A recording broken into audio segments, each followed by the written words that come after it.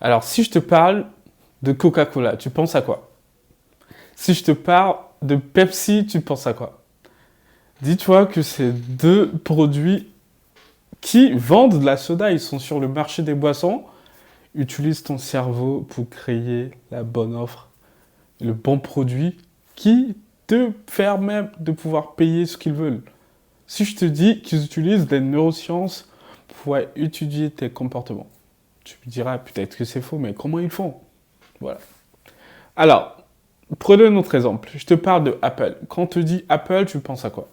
Alors, il y a une étude qui a montré que les utilisateurs qui utilisent Apple sont très fans du produit et les utilisateurs qui utilisent Samsung, souvent ils sont juste en mode voilà, j'aime pas Apple, donc je prends Samsung. C'est pas des gens qui sont forcément très fans de la marque Samsung, mais juste soit ils n'ont pas les moyens de se payer un iPhone, soit ils pensent que l'écosystème Apple, c'est dingue. Voilà. De toute façon, ces deux moyens utilisent la psychologie. Et parmi ces deux moyens, ces grandes entreprises du digital comme de l'électronique ou de la tech, Apple est le géant, le numéro un de tout ce qui est iPhone, de tout ce qui est téléphone portable ou de smartphone en général. Et Apple a pu s'asseoir sur le trône de ces smartphones grâce à une seule méthodologie que son constructeur, Steve Jobs, a développée. Ça s'appelle du neurodesign. Comment tu arrives à designer un super produit pour que ton utilisateur se dise non, j'adore ce produit, j'ai envie d'être client de ce produit, je l'achète, peu importe le prix. Parce que dans l'inconscient, dans le cerveau de ton utilisateur, tu as créé une high value. Donc l'utilisateur dit que ce produit, pour la valeur que ça m'apporte, que ce soit une valeur psychologique, une valeur sociale ou une valeur juste d'utilité technologique, ils se disent que le prix que tu proposes, peu importe, je suis prêt à payer ton produit pour ce prix parce que ça me rapporte beaucoup plus de valeur. C'est comme ça que Apple, Steve Jobs a pu créer le premier ordinateur portable au monde et puis créer le premier iPhone au monde.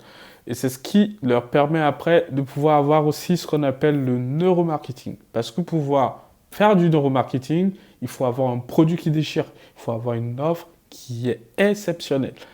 Une fois que tu crées un produit grâce au neurodesign, là, tu vas mettre en œuvre les techniques de neuromarketing pour pouvoir faire passer à l'action tes utilisateurs.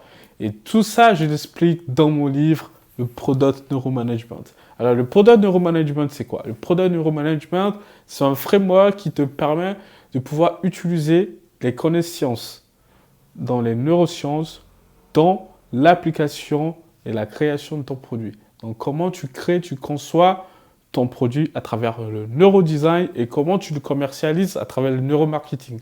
Dans ce livre, je parle des 5 étapes pour pouvoir créer un produit parfait dans mon framework, le Product Neuromanagement, et comment tu crées le meilleur funnel basé sur les neurosciences qui permettent à ton utilisateur, dès la conception à la commercialisation, de passer à l'acte. Parce que c'est tout un ensemble d'étapes, c'est tout un schéma. Nul ne peut réussir sans l'autre, l'autre ne peut pas réussir sans l'une. Donc forcément, ça marche de pair. Donc quand tu parles de Product Neuromanagement, il faut parler de neurodesign. Je me suis inspiré de beaucoup de livres dans ce secteur, dans un géant que vous avez juste là, que j'ai beaucoup parcouru, et donc l'autre sur la partie de neuromarketing, et j'ai lu tous ces livres et d'autres livres. Mais moi, c'est ces 2 livres que je conseille à beaucoup de personnes. Donc, n'hésitez pas, le livre est bientôt disponible sur jobproduct.com/books. Donc n'hésitez pas à prendre votre place pour l'afterwork où je ferai le lancement qui se trouve sur jobproduct.com/event. À très bientôt.